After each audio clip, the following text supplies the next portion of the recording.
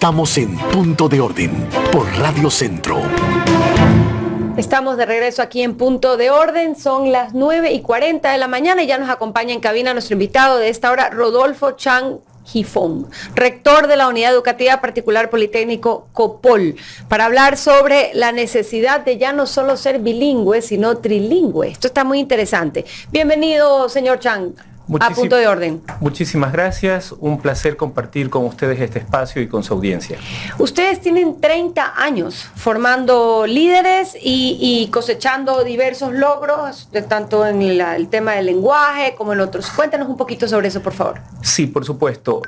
Copol nace en 1996. Fue una iniciativa de la Escuela Superior Politécnica del Litoral, la ESPOL, que en esa época se estaba preguntando qué pasaba con los bachilleres que estaban llegando a esta alma mater y que no estaban teniendo una preparación adecuada para adaptarse rápidamente a ese ritmo exigente de la ESPOL.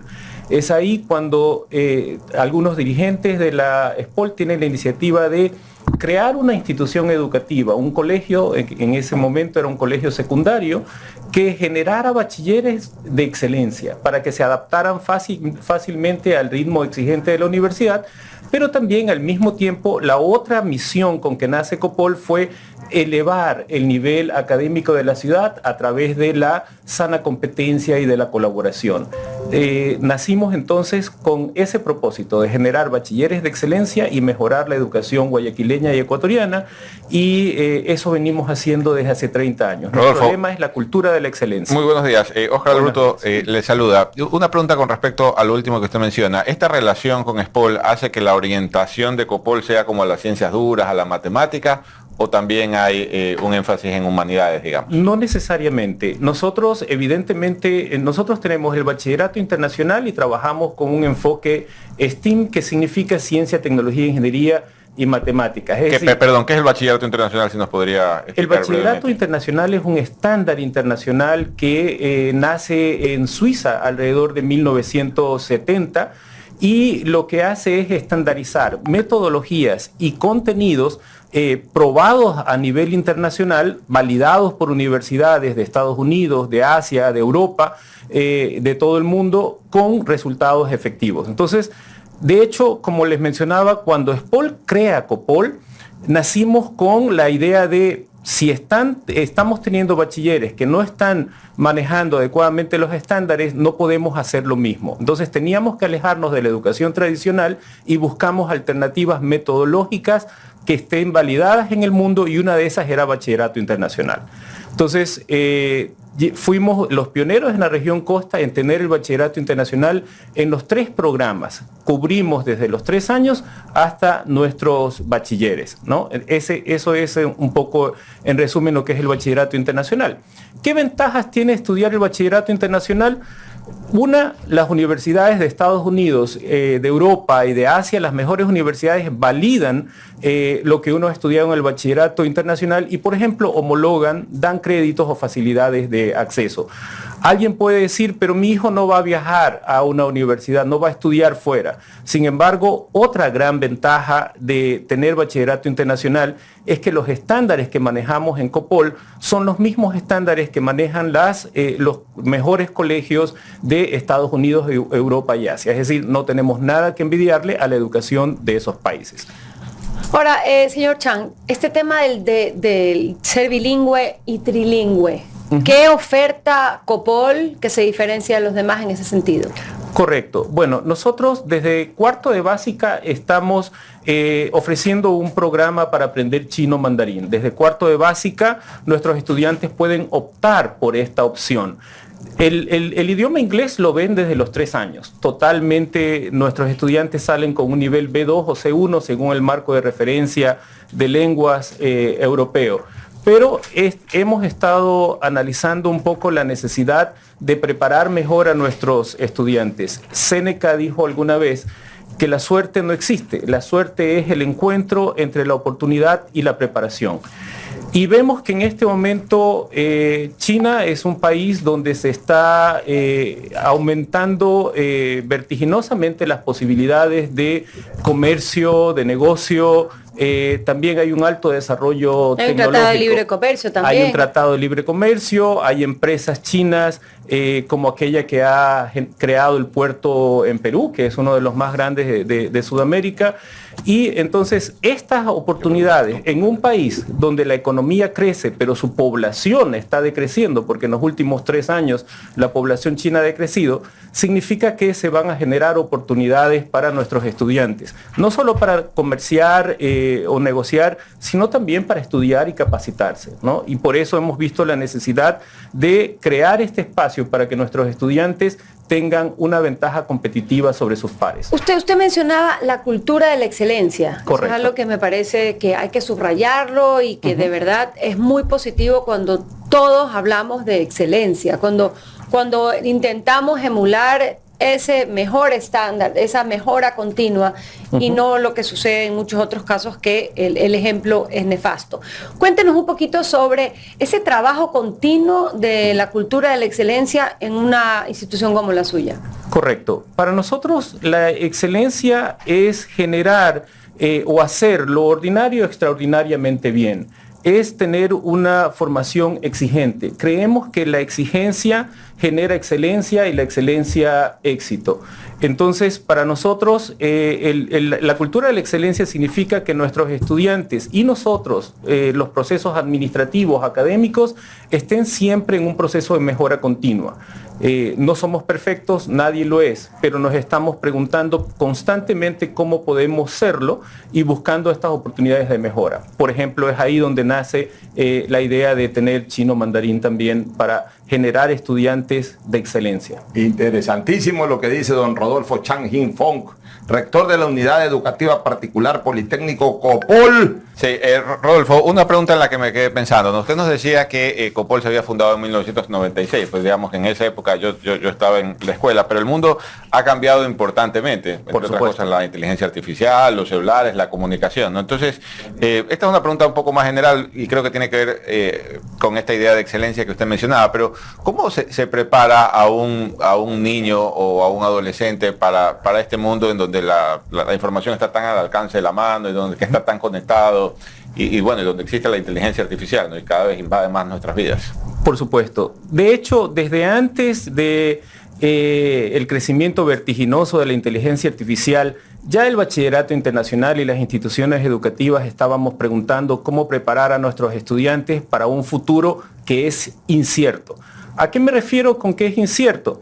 En este momento la tecnología, la inteligencia artificial, la robótica están transformando el mundo. La información ya no está restringida a unos pocos, sino es que está disponible, como usted lo menciona, por diversos medios y diferentes tecnologías. ¿Qué van a necesitar de contenido teórico nuestros estudiantes cuando se gradúen? Difícilmente lo podemos decir con certeza. En este momento, 10 de las profesiones más solicitadas actualmente no existían hace 5 o 10 años. Un estudiante que esté en este momento en nuestro jardín de infantes cuando se gradúe, el mundo el que le va a tocar desenvolverse será totalmente diferente.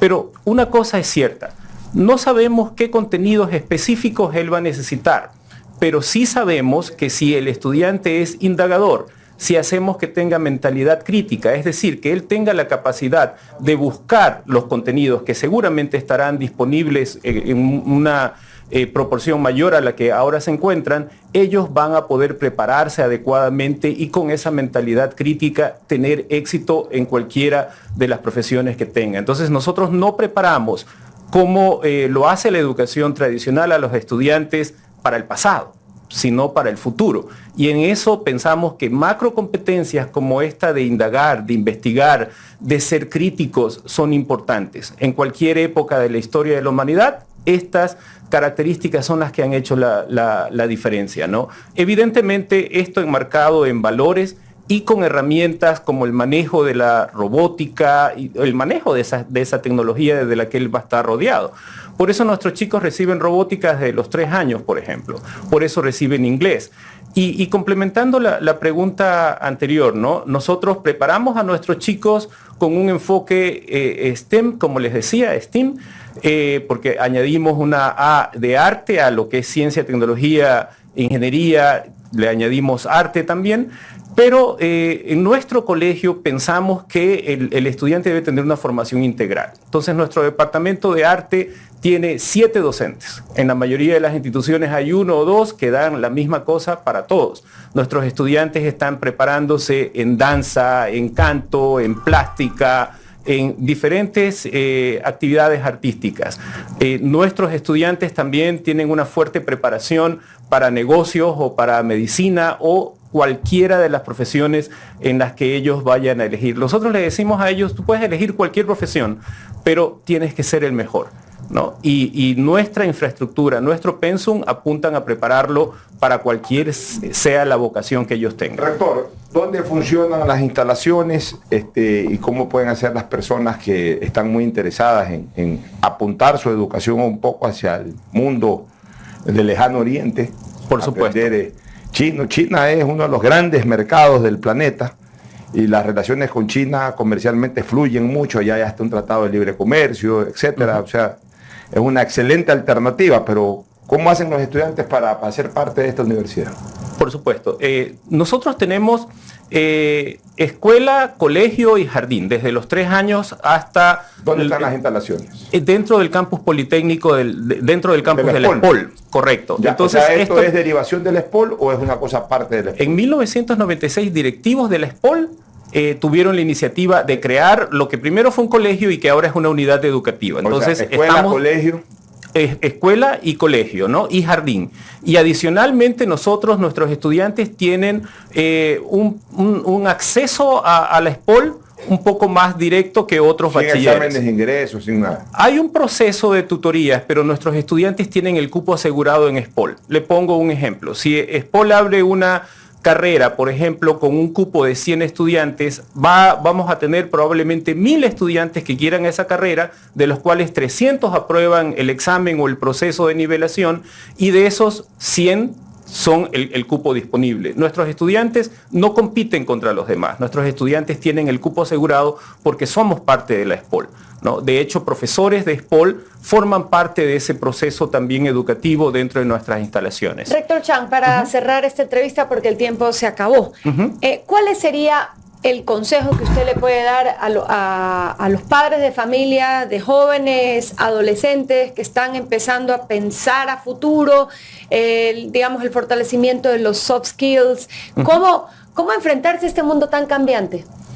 Bueno, la recomendación que yo les haría es no pensar que nuestros hijos deben ser educados como nos educaron a nosotros. Ese es el primer paradigma que hay que romper, ¿no? Entonces... Gran paradigma. Claro. Por ejemplo, nosotros tenemos una metodología innovadora para la enseñanza de las matemáticas y a veces el padre dice, pero a mí no me enseñaron así. Pero claro, el sistema con que se le enseñó a ese padre matemáticas es el que ha generado esta situación en que todo el mundo odia las matemáticas. Si yo le pregunto a 100 personas... Oye, las matemáticas, María Sola. No son mi Eres literata, por eso. Sí, yo prefiero las palabras.